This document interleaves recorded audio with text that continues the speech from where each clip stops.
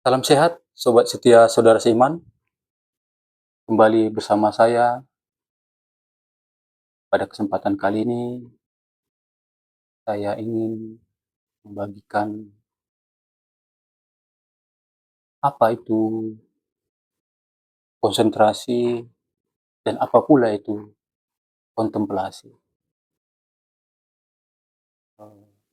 Konsentrasi itu adalah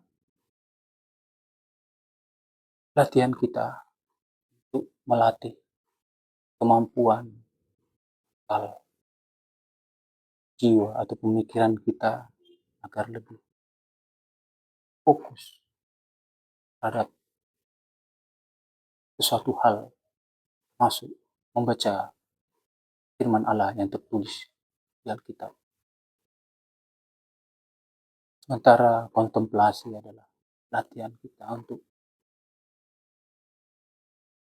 membangun kemampuan batin kita dengan jalan merenungkan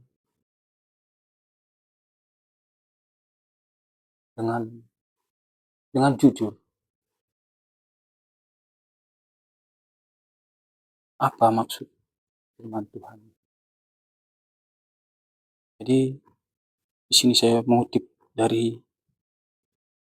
Injil Mazmur ayat 1 sampai dengan 6. Beginilah firman Tuhan. Jalan orang benar dan jalan orang fasik. Berbahagialah orang yang tidak berjalan menurut nasihat orang fasik, yang tidak berdiri di jalan orang berdosa, dan yang tidak duduk dalam kumpulan pencemooh. Tetapi yang kesukaannya ialah Taurat Tuhan, dan yang merenungkan Taurat itu siang dan malam. Ia seperti pohon yang ditanam di tepi aliran air, yang menghasilkan buahnya pada musimnya, dan yang tidak layu daunnya. Apa saja yang diperbuatnya berhasil. Bukan demikian orang fasik.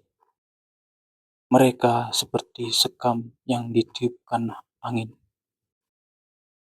Sebab itu orang fasik tidak akan tahan di dalam penghakiman. Begitu pula orang berdosa dalam perkumpulan orang benar. Sebab Tuhan mengenal jalan orang benar, tetapi jalan orang fasik menuju kebinasaan. Saudara seiman yang dikasihi Tuhan, dari firman kita baca pada kesempatan ini,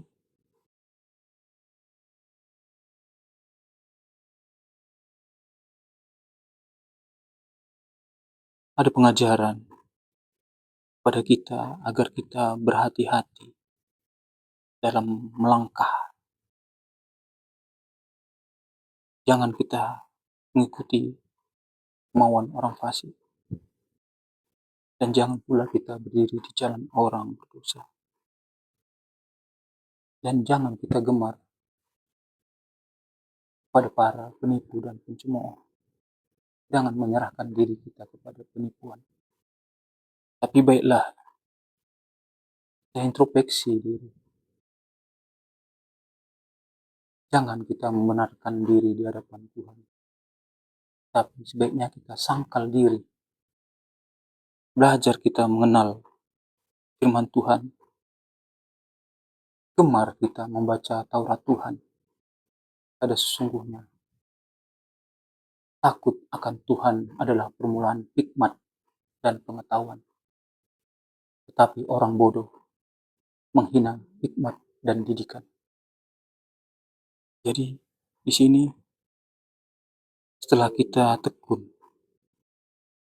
membuka diri kepada Tuhan, maka Allah itu Allah yang maha baik akan memberikan pengajaran kepada kita. Ibarat benih yang baik ditanam di tanah yang baik.